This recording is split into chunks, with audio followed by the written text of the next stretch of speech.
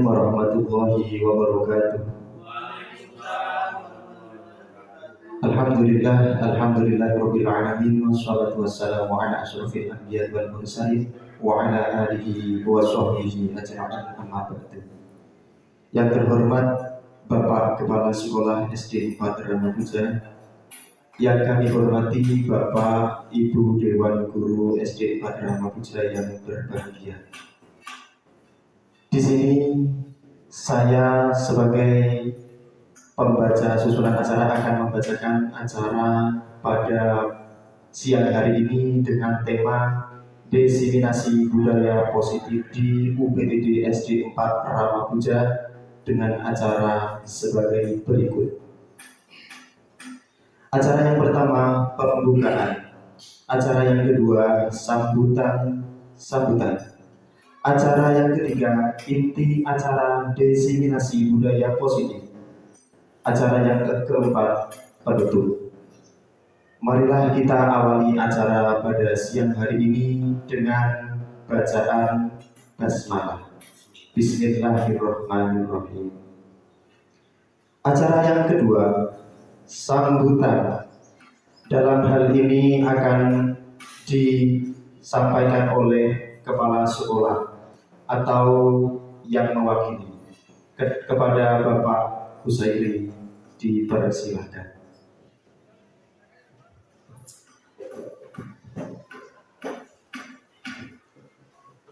Assalamualaikum warahmatullahi wabarakatuh. Selamat siang dan salam sejahtera untuk kita semua. Kepada seluruh Dewan Guru UPTD SD 4 Ramapuja yang saya hormati, alhamdulillahirabbil alamin, puji syukur kehadirat Tuhan Yang Maha Kuasa Allah Subhanahu wa taala atas limpahan rahmat, taufik serta hidayahnya, sehingga di kesempatan siang yang terik ini kita bisa bersama-sama melaksanakan salah satu aktivitas tugas kita sebagai abdi negara dalam rangkaian acara diseminasi calon guru penggerak. Mudah-mudahan di kesempatan mendatang akan tumbuh kembali teman-teman kita agar menjadi guru penggerak yang lainnya, yang insya Allah tujuan dan maksudnya adalah guna sama-sama meningkatkan mutu pendidikan di negara kita yang kita cintai bersama. Pada kesempatan kali ini saya nyatakan acara diseminasi calon guru penggerak angkatan ke-11 dengan tema Diseminasi Budaya Positif saya nyatakan dibuka. Kiranya itu saja yang dapat saya sampaikan, kurang dan lebihnya saya mohon maaf. Billahi taufiq wal hidayah wal afu minkum. Wassalamualaikum warahmatullahi wabarakatuh. Acara yang ketiga, acara inti Diseminasi Budaya Positif. Dalam hal ini akan disampaikan oleh Pak Budi Santoso SPD. Kepada Pak Budi Santoso, waktu dan tempat kami persilahkan.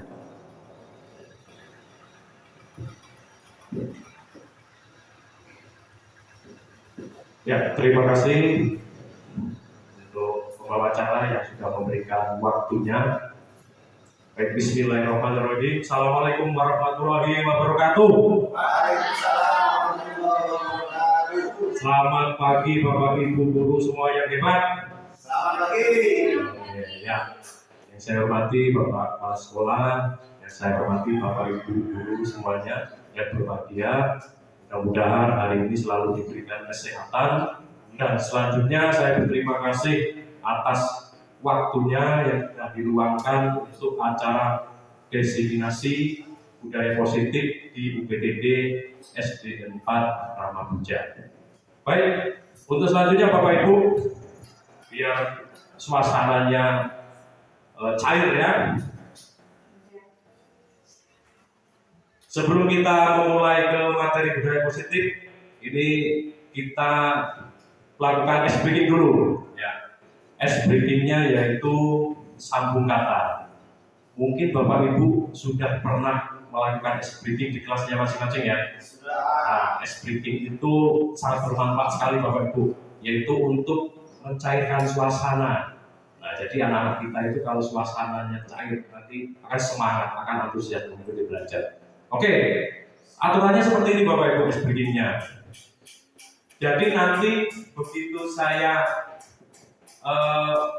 mengatakan misalnya ya, saya sedang belajar. Nah, nanti misalnya Bu Rai melanjutkan di kata yang terakhir itu, belajar adalah paling utama. Misalnya seperti itu. Nah, nanti langsung nyambung utama. Nah, utama dari utama itu dua kalimat seperti itu. Paham Bapak Ibu? Paham belum? Coba saya ulangi. Misalnya saya sedang belajar. Nanti Bu Rai misalnya belajar bahasa Indonesia. Misalnya seperti itu ya. Nah, terus langsung bahasa Indonesia tanah air misalnya seperti itu ya. Nah, nanti nyambung lagi di kata awal itu dibuat kalimat. Paham Bapak Ibu? Nah, nggak usah sulit-sulit ini, katanya dibuat sederhana aja. Oke, mulai ya. Nah, nanti yang terakhir Bapak kesini ya, nanti ya. Nah, nanti yang terakhir katanya. Oke, yuk. Ya, nggak usah ini, nggak usah. Nih, terserah Bapak Ibu mau buat kalimatnya ini sederhana aja. Gitu. Oke? Ya. Silakan dimulai dari Bu Rai ya. Silakan. Saya sedang tidur. Saya tidur siang. Ya, langsung siang. Untuk mengistirahatkan badan supaya besok bangun bugar lagi. Siangnya apa? Siangnya siang-siang yang sangat panas. Ya, panas berarti yo. Panas. Oh, panas berarti. Panas-panas enaknya minum es. Es, tidak. Es krim mantap. Wah, mantap. Mantap ya sambil tidur. Tidur lagi. Tidur. Ayo makan tidur. Kata tidur. Tidur pagi sangat pulas. Pulas Pak Kozeri. Pulas. Puas setelah melaksanakan kegiatan perkemahan di pulas karena setelah melaksanakan kegiatan perkemahan. Oke, terima kasih ya. Bapak Ibu ya. Nah, jadi itu tadi ice breaking kita. Jadi ice breaking ini termasuk salah satu membuat suasana positif juga Bapak Ibu ya. Jadi bisa cair suasana seperti itu. Nah Bapak Ibu, sebelum kita ke materi budaya positif ini, tentu kita buat kesepakatan dulu dalam forum di ruangan ini ya, untuk diseminasi ini. Ini coba saya buat, misalnya nanti ada yang menambahi ya monggo ya. Misalnya kurang pas, bisa dirubah. Itu ya Bapak Ibu ya. Oke. Yang pertama yaitu menghargai siapapun. Ini setuju ya Bapak Ibu ya? Setuju. Ya, menghargai. Jadi nanti itu ada yang menyampaikan pendapat, ya yang lainnya tolong mendengarkan dulu untuk menghargai pendapat yang lain. Yang kedua, menjadi pendengar yang baik. Nah, menjadi pendengar yang baik itu ya kita fokus, jadi nggak usah lempar-lemparan batu ya. Seperti itu ya. Yang selanjutnya izin ketika keluar ruangan. Nah, misalnya mau mengambil apa atau keperluan keluar, silakan angkat tangan saja, izin. Terus yang selanjutnya menjaga kebersihan. Nah ini Bapak Ibu, jadi misalnya kan ini bebas ya, mau sambil minum, mau sambil makan, ya sampahnya tolong dibuang ke kotak sampah yang ada di depan. Ada lagi Bapak Ibu mungkin yang menambahkan, Pak Budi boleh makan enggak? Nanti teman-teman nggak ada kesepakatan di sini, nanti nggak makan Bapak Ibu ya, boleh silakan, boleh makan dan boleh minum. Yang penting nggak, kalau nasi padang nggak boleh dimakan ya Bapak Ibu ya. Oke, ini kesepakatan kita bisa disetujui Bapak Ibu. Ya. Kalau sudah disetujui berarti lanjut ke materi. Nah, oke Bapak Ibu. Nah, jadi materi hari ini tentang budaya positif itu ada 6 poin yang akan saya jelaskan. Dan mudah-mudahan nanti setelah akhir materi ini atau diseminasi ini bisa memberi manfaat di SD kita ya Bapak Ibu ya. Nah, jadi seorang guru yang baik harus memiliki kemampuan Bapak Ibu dalam mewujudkan budaya positif di sekolah. Budaya positif tersebut dapat dijalankan dengan menerapkan konsep-konsep seperti 6 poin ini. Yang pertama yaitu disiplin positif. Yang kedua, motivasi perilaku manusia. Yang ketiga, keyakinan kelas. Yang keempat, kebutuhan dasar manusia. Yang kelima, posisi kontrol restitusi. Yang keenam, segitiga restitusi. Mungkin Bapak Ibu masih asing sekali dengan kata-kata 6 ini ya. Masih sangat, mungkin baru pertama kali mendengar.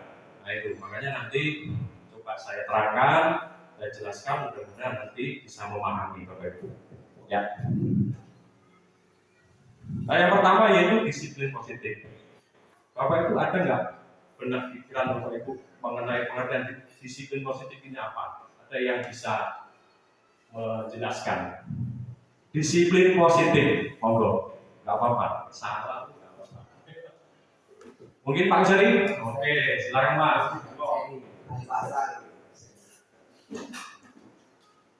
Disiplin positif bisa didefinisikan pola pikir kita yang positif. Contoh seperti gambar yang ada di depan kita bersama.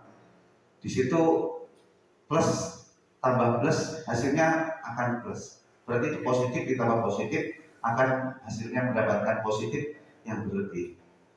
Kemudian kali dikalikan dengan kali itu adalah asumsi dari penjabaran daripada plus ditambahkan dengan plus. Jadi disiplin positif itu adalah pola pikir yang positif, yang baik-baik yang kita pikirkan, jangan terbesit dalam pikiran kita hal-hal yang bernuansa negatif. Itu Pak Budi. Terima kasih Pak Kuseri. Mungkin ada yang mau menambahkan lagi, punya pendapat lain, monggo. Disiplin. Nah, kalau disiplin ini mungkin sering kali kita dengar ya, disiplin. Disiplin positif. Ada lagi? Ya silakan. Mungkin Pak Ustaz? Kalau tidak ada, oh Pak Kadri, ngomong-ngomong Pak. Terima kasih. Ini sesuai dengan kemampuan saya. Dari disiplin itu menempatkan sesuatu sesuai dengan aturan, antara praktek dengan teorinya sama. Nah, karena ini positif berarti menempatkan sesuatu sesuai dengan aturannya yang menuju kepada kebaikan. Nah, itu aja. Terima kasih. Luar biasa sekali. Jadi pendapat dari Pak Kuseri, Pak Kadri itu semuanya benar. Jadi disiplin positif ini intinya kita bisa menempatkan, sesuai dengan aturan. Yaitu tujuannya apa? Ya untuk melakukan hal-hal positif itu. Jadi semuanya betul sekali. Terima kasih Pak Kadri dan Pak Kuseri. Ya, jadi Bapak Ibu, disiplin positif di sini merupakan suatu cara penerapan disiplin yang mengajarkan anak bertanggung jawab dan menumbuhkan kesadaran diri berdasarkan nilai-nilai kebajikan. Nah ini, jadi disiplin itu bisa menumbuhkan tanggung jawab atau menumbuhkan kesadaran anak untuk melakukan nilai-nilai kebajikan, Bapak Ibu. Ini sangat benar sekali. Sebagai contoh, misalnya anak kita kasih tugas mengerjakan PR. Tentu di rumah mereka juga mengerjakan dan besoknya dibawa lagi ke sekolah. Nah, itu bentuk tanggung jawab mereka. Nah itu pun bisa dikatakan disiplin positif Bapak Ibu. Nah disiplin positif juga ini dapat mengontrol dirinya dalam melakukan segala tindakan. Nah ini. Jadi seperti ini. Misalnya saya nggak bawa PR, pasti nanti saya malu atau dihukum misalnya sama guru di sekolah. Nah, jadi bisa mengontrol dirinya dalam melakukan segala tindakan. Nah, selanjutnya disiplin positif ini dapat membuat murid memahami dan menyadari berdasarkan motivasi internal, bukan akibat paksaan, ujian ataupun hukuman. Jadi motivasi anak atau motivasi orang itu bermacam-macam Bapak Ibu. Ada yang dari eksternal, ada yang dari internal. Seperti ini kalau dari eksternal misalnya. Tadi contohnya anak-anak dikasih tugas sama gurunya. Itu pun ada yang mengerjakan dengan terpaksa karena nanti takut dihukum sama guru, atau nanti kalau nggak kerjakan PR disuruh maju sama gurunya, jadi membuat mereka malu. Ada juga yang merasa membuat PR itu adalah sebuah tanggung jawab mereka sebagai murid. Jadi ada dalam diri dia. Nah, itu motivasi seperti itu ada dalam diri manusia. Nah, nanti akan kita pelajari selanjutnya. Jadi seperti itu ya Bapak Ibu ya. Jadi motivasi orang itu untuk melakukan tindakan itu sangat berbeda-beda. Seperti itu. Nah, muaranya Bapak Ibu ya, muaranya itu yang di profil pelajar Pancasila ini. Sesuai dengan kurikulum kita sekarang, kurikulum Merdeka ya. Jadi profil pelajar Pancasila itu ada 6 dimensi yang harus ada dalam diri seorang peserta didik. Nyantol satu pun sudah alhamdulillah Bapak Ibu. Nggak harus 100% anak itu melakukan 6 ini, nggak harus. Yang penting dia salah satu mempunyai jiwa ini sudah luar biasa. Yang pertama, beriman bertakwa kepada Tuhan Yang Maha Esa dan berakhlak mulia. Nah, ini sangat bagus sekali diterapkan. Akhlaknya yang dibangun, karakternya dibangun. Misalnya setiap mau masuk kelas, suruh balik dulu, begitu masuk salaman. Itu membangun karakter mereka untuk berakhlak seperti itu. Ada contoh-contoh yang lebih banyak lagi. Yang kedua, mandiri. Mandiri artinya yaitu tadi dia bertanggung jawab atas tugas-tugas yang diberikan gurunya. Atau setiap upacara itu, upacara itu jam 7 mulai ya, dia semangat sekali. Itu timbul di dalam hatinya itu. Berkebinekaan global, bergotong royong, kreatif dan beranalisis.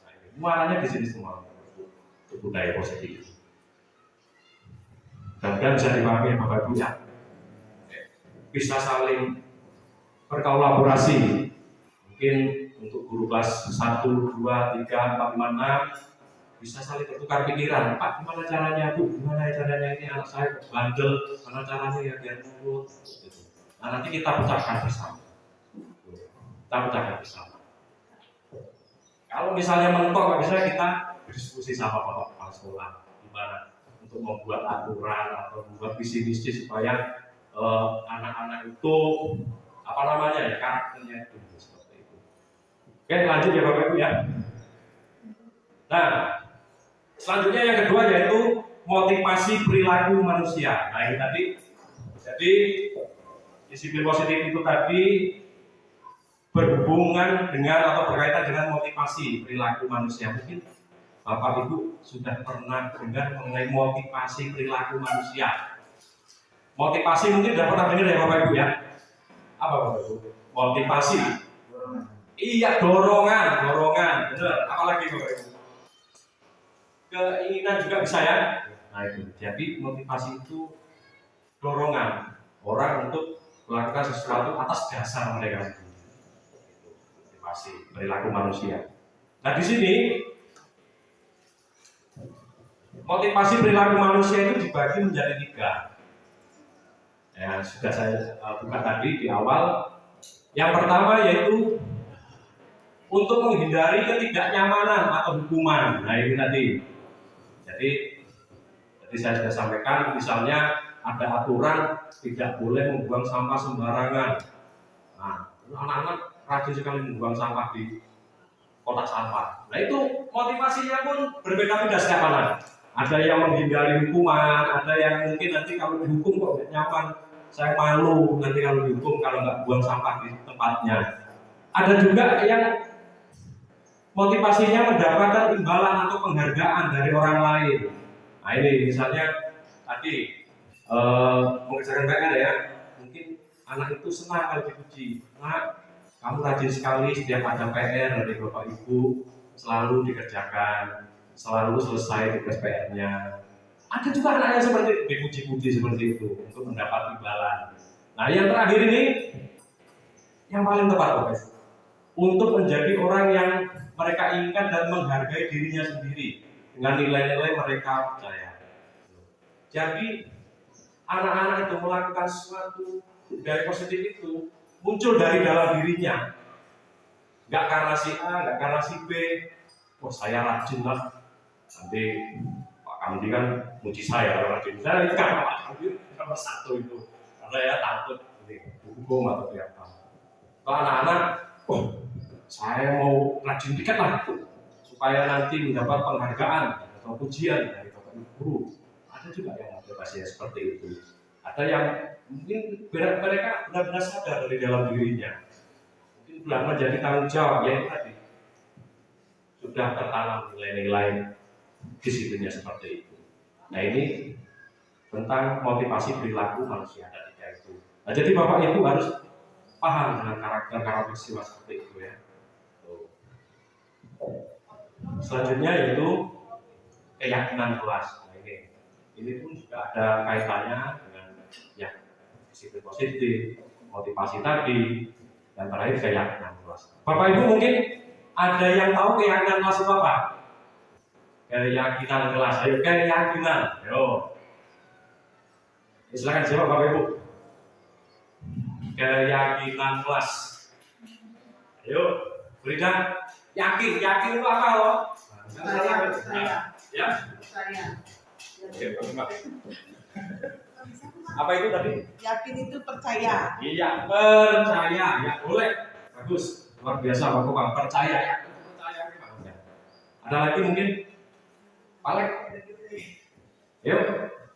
Keyakinan. Oh. Keyakinan. Langsung. Keyakinan. Ayo. Keyakinan kelas hari ini.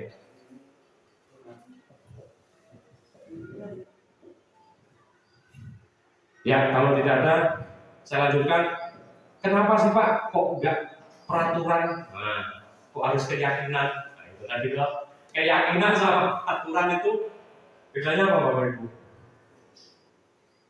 Ini kan misalnya kalau peraturan tidak boleh membuang sampah sembarangan, tidak boleh datang terlambat misalnya, tidak boleh bolos, dan lain sebagainya, tidak boleh. Itu peraturan. Kalau keyakinan, beda lagi. Jadi antara keyakinan dan peraturan itu bedanya hanya proses membuatnya yang berbeda. Kalau keyakinan itu keyakinan kelas, kita proses membuatnya itu melibatkan anak. Kalau peraturan, ya hanya sepihak saja, mungkin gurunya yang membuat peraturan kelas ya. Anak-anak tidak boleh membuang sampah di situ yang besar. Anak-anak tidak boleh bolos, anak-anak tidak boleh berkelahi misalnya ya. Itu kita jaga. Itu pun kurang efektif loh peraturan menurut saya ya. Karena kita yang buat, belum tentu anak-anak nyaman di situ. Seperti itu.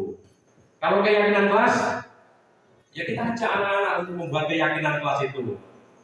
Ayo nak kita buat keyakinan kelas, kira-kira apa ya yang dilarang kalau di kelas ini, misalnya ya. Itu. Nah ini ada contoh keyakinan kelas. Nah ini tadi penjelasannya. Nah guru berperan dalam mewujudkan terbentuknya keyakinan sekolah atau kelas dengan adanya kesepakatan antara guru dan murid. Jadi ada kesepakatan ya Bapak Ibu ya. Begitu kita tawarkan ke anak keyakinan kelas, terus kalau sudah disepakati tanda tangan tempel seperti itu. Mungkin ini bisa diterapkan di kelas masing-masing. Selanjutnya yaitu keyakinan kelas ini berupa pernyataan-pernyataan universal yang mudah diingat dan dipahami dan harus diterapkan di lingkungan sekolah. Nah, ini seperti itu tadi. Nah ini lanjut lagi. Nah ini contoh-contoh keyakinan kelas. Nah, bisa hadir tepat waktu, berpakaian rapi dan sesuai setiap hari, berdoa sebelum dan sesudah belajar. belajar dengan bersungguh-sungguh, mengikuti dan mengerjakan tugas tepat waktu, menjaga kebersihan kelas dan sekolah, jujur dan mandiri, saling menghormati, menyayangi dan bekerja sama, bersikap baik, ramah dan santun. Nah, ini contoh-contoh keyakinan kelas itu pun bisa diterapkan di kelas masing-masing. Bapak Ibu sudah membuat keyakinan kelas? Sudah ya? Mudah-mudahan sudah semua. Supaya apa? Supaya budaya positif itu muncul dari siswa kita seperti itu. Nah, ini kita buat bersama-sama dengan murid. Kita tawarkan apa aja maksudnya untuk keyakinan kelas kita. Nah, nanti akan muncul ya akan tertanam di dirinya. Oh iya, ada tepat waktu. Tentunya dengan motivasi dalam diri kita, dalam diri siswa itu, bukan karena paksaan ya Bapak Ibu ya. Oke, lanjut lagi. Kebutuhan dasar manusia. Sampai kebutuhan dasar mana kok? Itu. Bapak Ibu, mungkin ini sudah tidak asing lagi kebutuhan dasar manusia itu apa aja. Ayo, kebutuhan dasar manusia, kalau nggak tahu ke Banten. Ayo, kebutuhan dasar manusia apa? Ayo Pak Alek, ini kayaknya udah siap bikin jawab ini. Ayo Pak Alek. Kebutuhan dasar, salah satunya aja Pak, nggak usah lengkap. Kasih sayang. Coba dipakai itu. Yang pertama itu uang. Ya nggak menutup kemungkinan lah yang namanya hidup pasti butuh uang. Terus perhatian dan kasih sayang. Kemudian sadar pasangan. Ya. Terima kasih luar biasa sekali Pak Alek, lengkap sekali ya. Ada lagi? Pak Usop, ya. Ya baiklah, kalau berkaitan dengan kebutuhan dasar manusia, mungkin ada kebutuhan psikis dan biologis. Nah, kalau psikis mungkin ya sesuatu yang diutarakan oleh Bapak Alek. Kalau biologis ya semacam apa Pak? Ya, pokoknya seperti itu. Cukup sekian. Luar biasa sekali ya. Semuanya benar. Nah, ini yang ibu-ibunya ini pasti ibu-ibunya itu sangat paham sekali kebutuhan hidup itu ya. Kurang kebutuhan apa? Kebutuhan dasarnya itu kan kapan, sadar pangan kapan. Kebutuhan untuk mendapatkan pendidikan. Kebutuhan untuk Yang dipegang itu yang paling utama kalau ada Yang ini dah. Oke, sangat benar sekali yang disampaikan Pak Alek, Pak Usop ini ya. Jadi tadi Pak Alek menjawab uang ya, materi, sangat benar sekali. Dan Pak Usop tadi kebutuhan psikis ya itu sangat betul sekali. Mudah juga menjawab seperti itu. Nah mungkin ini yang ibu-ibunya misalnya dalam rumah tangga, salah satu kebutuhan misalnya materi nggak tersampaikan, kira-kira uring-uringan nggak? Uring-uringan nggak kira-kira? Sudah pasti nggak Ibu? Itu. Nah apa saja sih kebutuhan itu? Nah ini yang pertama bertahan hidup. Bertahan hidup. Yang kedua kasih sayang dan rasa terima. Yang ketiga penguasaan. Yang keempat kebebasan. Yang kelima kesenangan. Nah ini kebutuhan dasar yang ada pada manusia. Nah ini kelima ini sudah mencakup semuanya. Itu bertahan hidup ini ya jelas itu ya. Kita tiap hari makan itu kan untuk bertahan hidup seperti itu. Dan kasih sayang, rasa diterima itu juga kebutuhan dasar. Ya tentu manusia itu tidak kita pungkiri mempunyai kebutuhan kasih sayang. Dan penguasaan itu ingin dipuji, ingin dihargai seperti itu. Kebebasan, ada kebutuhan untuk bebas. Bapak Ibu ya, ada. Kalau kita misalnya di kelas diisi materi full dengan materi yang itu, ada yang bentrok. Ada salah satu yang bentrok di dalam diri kita seperti itu. Dan ada juga kesenangan.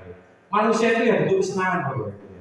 Enggak satu minggu full kita bekerja ya lama-lama ya.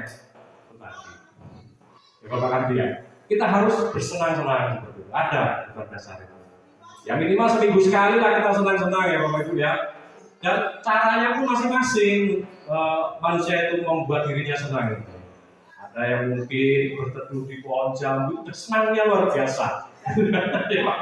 Itu melihat jambu atau buah-buahan itu senangnya luar biasa. Ada yang berkaraoke seperti Pak Usop. Nah itu kebutuhan itu yang harus kita lakukan ya. Untuk kita seperti itu. Mungkin shopping juga. Nah itu juga kebutuhan yang sangat penting sekali. Sangat menyenangkan ya. Nah ini ada kasus Bapak Ibu. Ini kasus ini saya ambil real ya Bapak Ibu ya di sekolah kita ya itu. Sekolah kita kayaknya ini tahun kemarin itu saya lihat ya. Sebelum saya jadi CDP karena belum tahu tidak seperti apa, makanya saya ambil ini kasusnya. Tapi ini saya samarkan ya untuk kedepannya ya. Nah ini, jadi kasusnya seperti ini. Ibu Ajeng, guru wali kelas 3, sedang bingung menghadapi ulah salah satu murid di kelasnya yang bernama Doni. Beberapa anak telah mengeluhkan Doni yang seringkali meminta bekal makan siang karena dengan paksa. Jika Anda menghadapi situasi seperti Ajeng, seperti Ibu Ajeng, apa yang akan Anda lakukan? Menurut Anda, kira-kira apa alasan Doni melakukan hal itu? Jadi Doni ini selalu merebut makanan dari temannya ya Bapak Ibu ya. Nah, jadi yang untuk dimakan tentunya. Jadi Ibu Ajeng ini ya, anak-anak itu merasa bingung ya, kenapa selalu seperti itu hampir setiap hari. Nah Ibu Ajeng ini juga menghadapi situasi seperti itu, kira-kira apa yang akan dilakukan terhadap Doni ini. Nah, tentu kita melihat kebutuhan dasar tadi. Ya, yang pertama alasan Doni itu ternyata setelah ditelusuri orang tuanya tidak membawakan bekal makan siang. Nah, jadi Doni ini selalu mungkin nggak sarapan dari rumah sampai sekolah lapar ya. Dengan terpaksa Doni itu merebut makanan atau jajanan lah ya dimiliki oleh temannya. Mungkin nggak disaloni gitu ya, nggak dikasih uang saku. Nah itu, jadi membuat Doni ini merebut makanan. Jadi yang kurang dari kebutuhan si Doni itu adalah bertahan hidup atau survival. Kebutuhan hidupnya dan bertahan hidupnya kurang perhatian dari orang tuanya mungkin. Dan kita sebagai bapak ibu juga tidak boleh langsung mendikte atau menyalahkan anak tersebut. Kita tanya baik-baik seperti itu. Kenapa alasannya kan seperti itu. Tuh. Mungkin bapak ibu sudah pernah dengan posisi kontrol ya, restitusi ya Bapak Ibu ya. Pernah dengar? Belum pernah ya, mungkin selasa asik ya. Mungkin Bapak Ibu ada yang bisa menjawab atau memberikan uraian singkat aja pengertian dari posisi kontrol restitusi. Sebelum lanjut, mungkin ada.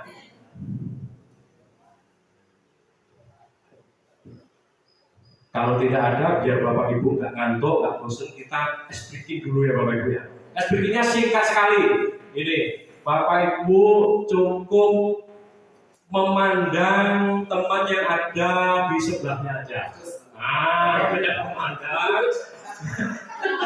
Pak Alex sama saya aja lah. Karena nggak ada masalahnya.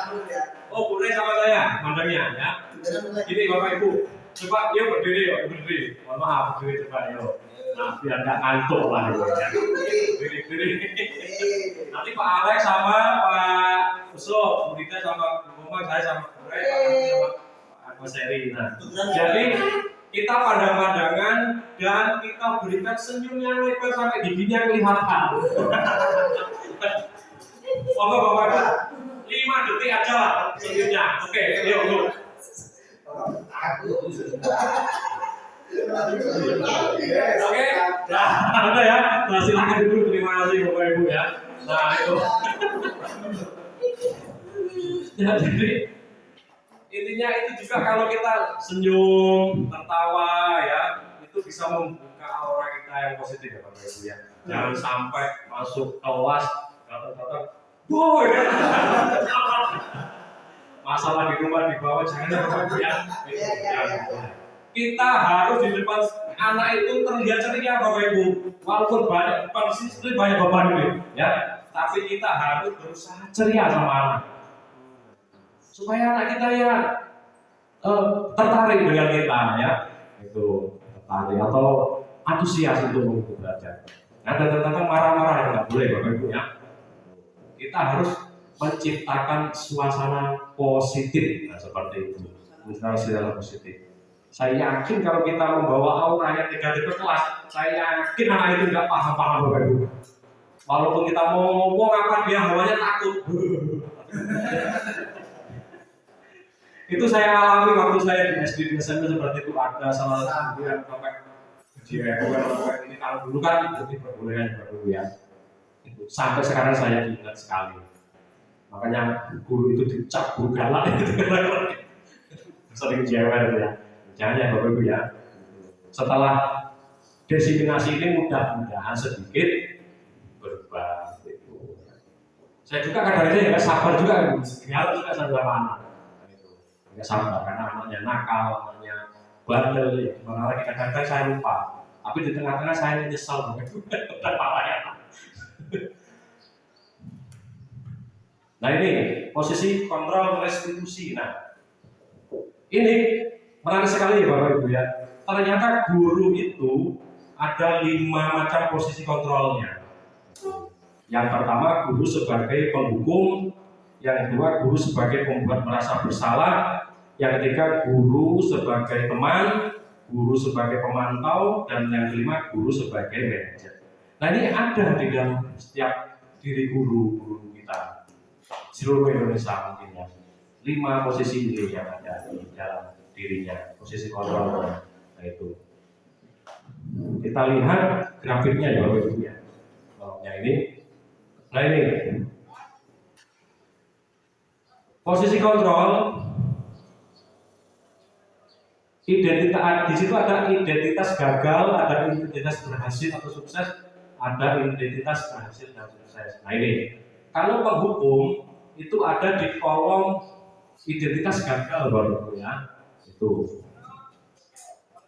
penghukum itu misalnya ya awas kamu misalnya seperti itu ya, itu atau menghardik kamu ini bodoh sekali. Nah itu tipe-tipe yang menghukum seperti itu.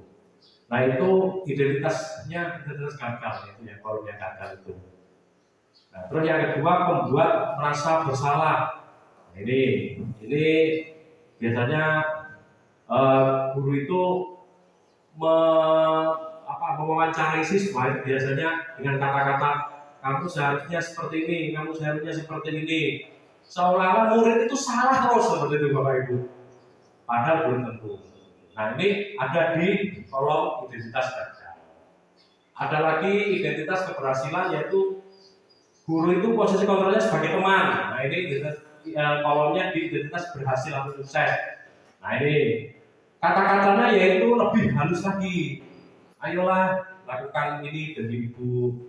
Ayo nak dikerjakan PR-nya supaya nanti nilainya bagus seperti itu dan lain sebagainya. Nah, tapi ini juga hasilnya ketergantungan oleh itu ya Bapak Ibu ya.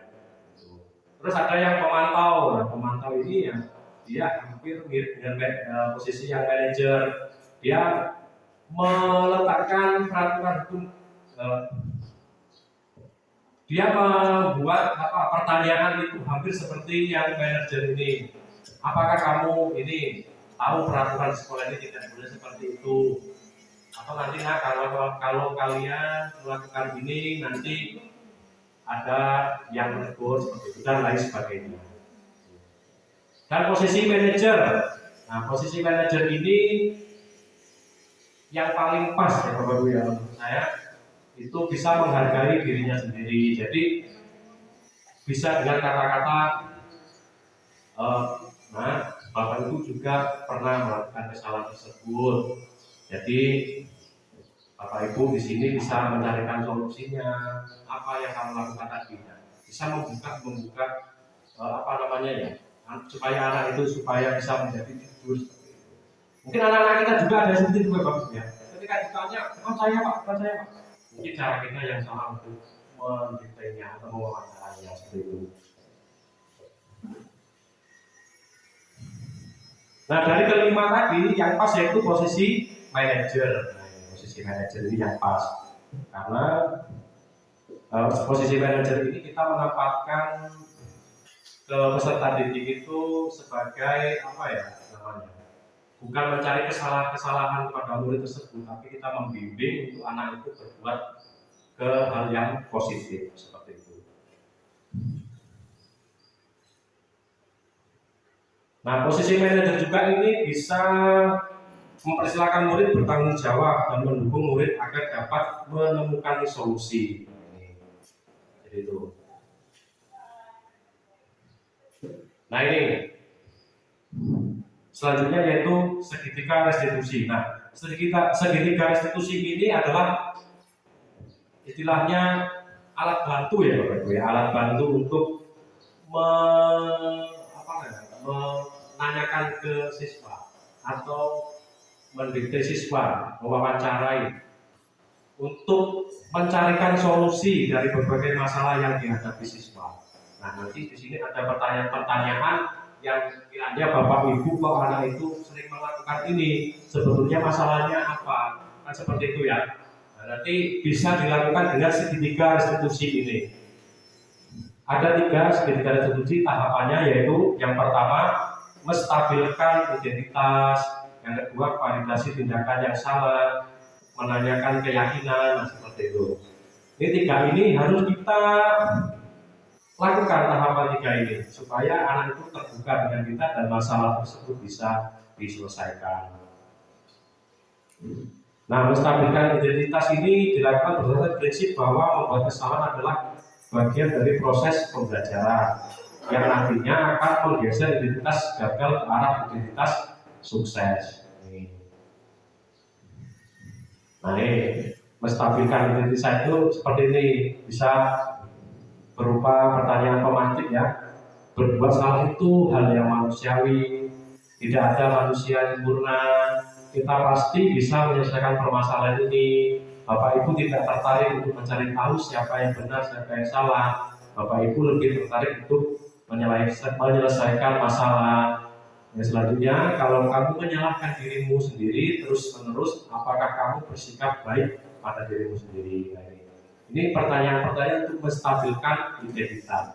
Nah, jadi begitu pertama anak kita panggil, misalnya anak itu kok di kelas sering tidur misalnya ya, di kelas sering tidur. Ya kita berikan materi, Pak anak itu tidur. Nah, bisa kita panggil baik-baik ke ruangan. Dengan syarat ruangan itu jangan banyak orang ya Bapak Ibu ya. Hanya ada kita dan murid face to face 4 mata ya. Kalau banyak orang itu kurang tepat karena anak itu tertekan nanti seperti itu. Kita ajak ke ruangan sendiri berdua. Kita tanyakan, nah, tahu nggak kenapa Pak Guru panggil ke sini? Nah, itu nanti jelas bingung.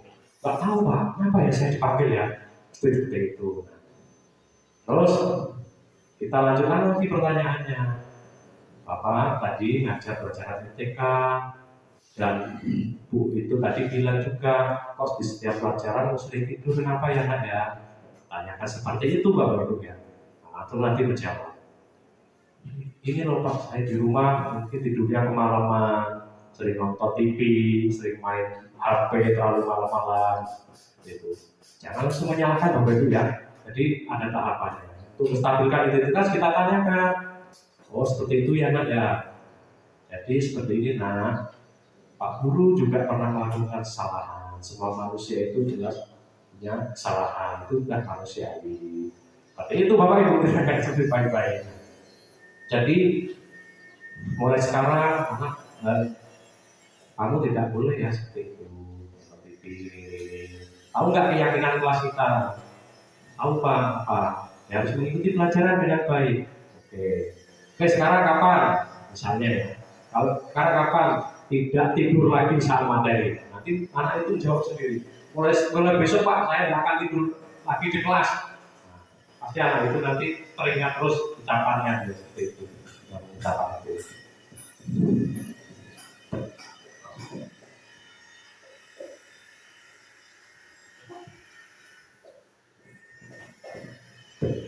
Ya, seperti itu ya Bapak Ibu ya. Itu untuk menstabilkan identitas. Yang selanjutnya kualifikasi tindakan yang salah. Tadi ya kamu pasti punya alasan mengapa melakukan itu. Apa yang penting bagi kamu? Gitu. Kamu boleh tetap berusaha dan lain sebagainya. Lanjut lagi menanyakan keyakinan. Nah, keyakinan kelas ini nanti syaratnya sudah dibuat Bapak Ibu nanti kelas itu. Jadi nanti ditanyakan, menurut keyakinan kelas boleh nggak hal itu dilakukan? Nanti anak itu nggak boleh Pak Bu, nggak boleh Bu Guru atau Pak Guru.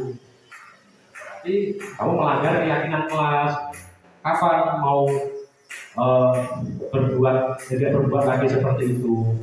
Nanti anak itu akan jadi sendiri seperti itu. Nah, terus menanyakan keyakinan seperti tadi saya sampaikan ya, jadi menanyakan keyakinan kelasnya. Nah, sampai ke penghujung ya Bapak Ibu ya, ini terakhir kayaknya ini. Jadi tadi Bapak Ibu sudah menerima materi dari saya, yaitu yang pertama mengenai disiplin positif, motivasi perilaku manusia, keyakinan kelas, kebutuhan dasar manusia, posisi kontrol restitusi, segitiga restitusi. Nah itu, jadi sudah menerima 6 materi yang sudah saya sampaikan mengenai diseminasi budaya positif. Nah sekarang sampai ke sesi tanya jawab atau umpan balik yang mau memberikan masukan atau tanggapan, monggo Bapak Ibu kami persilakan.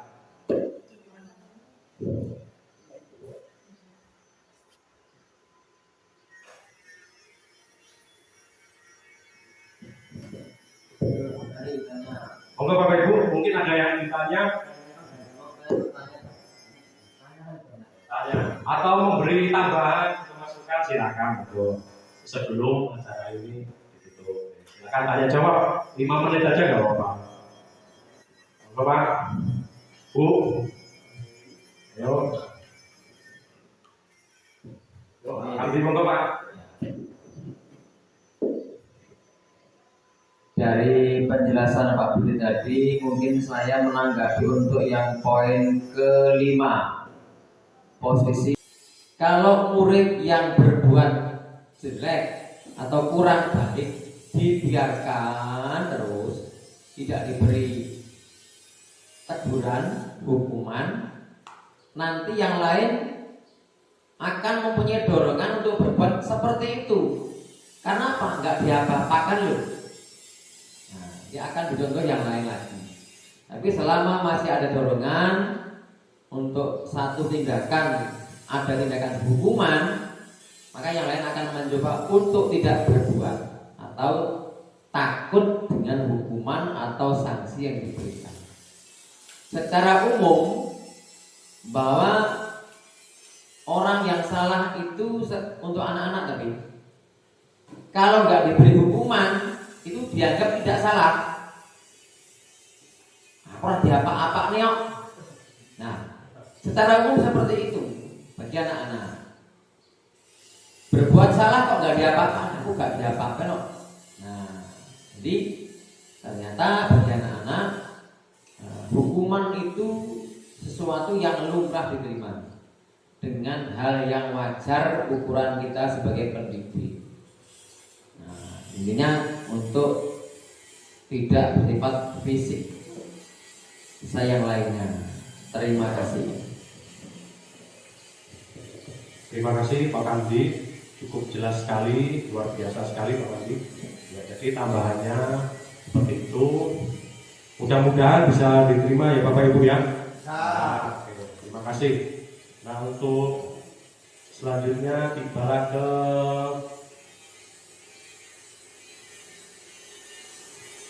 penutup ya penutup. Nah, ini jadi sebelum acara ini ditutup, saya sangat berterima kasih ya Bapak Ibu ya sudah meluangkan waktu, sudah antusias sekali mengikuti diseminasi dari saya ini tentang budaya positif. Nah, saya berharap, mungkin semua berharap mudah-mudahan dengan budaya positif ini di sekolah kita khususnya ya berjalan baik, dan tentunya harapan kita semua menciptakan suasana yang positif dan mempunyai cita-cita anak yang berkarakter itu akan terwujud dengan sendirinya. Terima kasih Bapak Ibu, Bapak Kandi, Bapak Musteri, Bapak Ibu semua yang hebat, luar biasa. Sekali lagi saya hanya bisa mengucapkan terima kasih dan luar biasa sekali antusiasnya. Saya akhiri, Assalamualaikum warahmatullahi wabarakatuh.